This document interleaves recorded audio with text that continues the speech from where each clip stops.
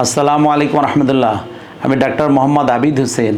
আমার লিখিত যে বই নবী মোর পরশমণি, তার যে ধারাবাহিক বর্ণনা চলতেছিল, আজকের পর্বে ইনশাআল্লাহ যে নবীজি সাল্লাল্লাহু আলাইহি ওয়াসাল্লাম নবুয়ত যে পেলেন, নবুয়ত প্রাপ্তির পরে ওনার প্রত্যয়ন করলেন ওরাকা ইবনে নওফেল এবং ওনার স্ত্রী খাদিজাতুল কুবরা রাদিয়াল্লাহু আনহা ওনাকে নিয়ে আবার ঘরে ফেরত আসলেন এবং ওনার উপরে যে গুরু দায়িত্ব পড়লো, সেই দায়িত্ব অন্যান্য নবী রাসূলদের মতো নয়।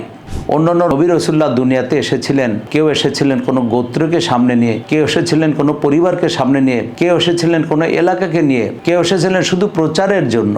আর হুজুর সাল্লাল্লাহু আলাইহি ওয়াসাল্লামকে আল্লাহ পাক দায়িত্ব দিয়েছিলেন জীবিত থেকে পৃথিবীর সমস্ত জায়গায় ইসলামের সুশীতল বাণী পৌঁছানো এবং মানুষকে এর উপর উঠানো এবং মানুষকে এটা গ্রহণ করানো এবং আল্লাহ পাকের নৈকট্য হাসিল করানো। হুজুর সাল্লাল্লাহু আলাইহি ওয়াসাল্লাম বাছে নিলেন কাদেরকে দিবেন, যাদের সাথে ওনার সবচেয়ে বেশি ভালো সম্পর্ক ছিল তাদেরকে উনি বেছে নিলেন এবং ওনার সহধর্মিণী খাদিজাতুল কুবরা রাদিয়াল্লাহু আনহা, উনি আগেই হুজুর সাল্লাল্লাহু আলাইহি ওয়াসাল্লামের সম্পর্কে অনেক বেশি ওনার উচ্চ ধারণা ছিল।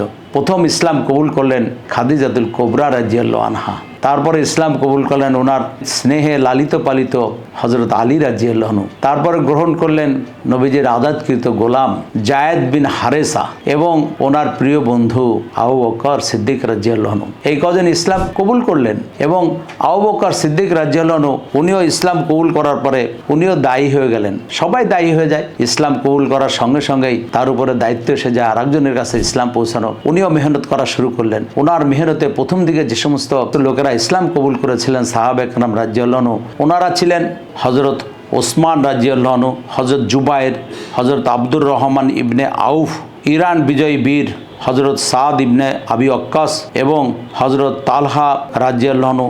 আবু বকরের পরামর্শ উৎসাহে এই সাহাবীগণ ইসলাম গ্রহণ করেছিলেন।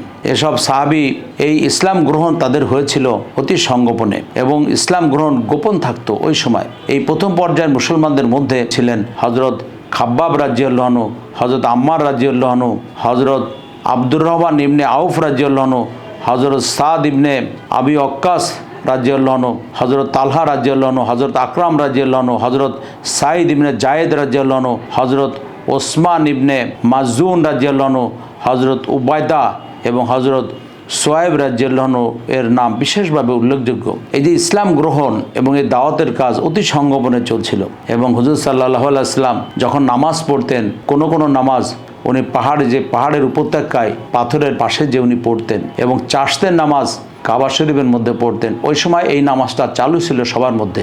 একবার ওনার চাচা আবু তালেব যে দেখেন যে হুজুর সাল্লাল্লাহু আলাইহি ওয়াসাল্লাম ভিন্ন পদ্ধতিতে ইবাদত করছেন, উনি সবাইকে জিজ্ঞাসা করলেন এটা কোন পদ্ধতি। তো তখন ওনাকে সমস্ত বর্ণনা করা হলো। এই ঘটনাগুলো আমি আমার কিতাবে সংযোজন করেছি। আমার ভাই বোনদের প্রতি অনুরোধ যে আমাদের যারা আলোকবর্তিকা, যে হুজুর সাল্লাল্লাহু আলাইহি ওয়াসাল্লাম বলে গেছেন যে আমি আমার সাহাবীরা নক্ষত্র সমপর্যায়ের, যেমন মানুষ নক্ষত্র দেখে তার দিক নির্ণয় করে, জাহাজ যখন গতি হারিয়ে যায়, পথ হারিয়ে যায়, তখন আসমানের তারকা দেখে দিক নির্ণয় করে। এই সমস্ত সাহাবীরা ছিলেন এবং এখনো আছেন আমাদের নজম, অর্থাৎ আমাদের তারকা, যাদেরকে দেখে দেখে আমরা পথ চলবো, তা আমরা পথ হারা হব না। এই ঘটনাগুলো আমি আমার বইয়ে সংযোজন করেছি। আমার ভাই বোনদের প্রতি অনুরোধ, এই বইটা সংগ্রহ করে আপনারা এই ঘটনাগুলো নিজেরা জানুন, সন্তানদেরকে জানানোর ব্যবস্থা করুন এবং প্রতিবেশীদেরকে হাদিয়া দিন এবং সবাই নিজের ঈমানকে বৃদ্ধি করার জন্য সচেষ্ট থাকি। আল্লাহ পাক আমাদের সবাইকে কবুল করুন। আসসালামু আলাইকুম রহমতুল্লাহি ওয়া বারাকাতুহু।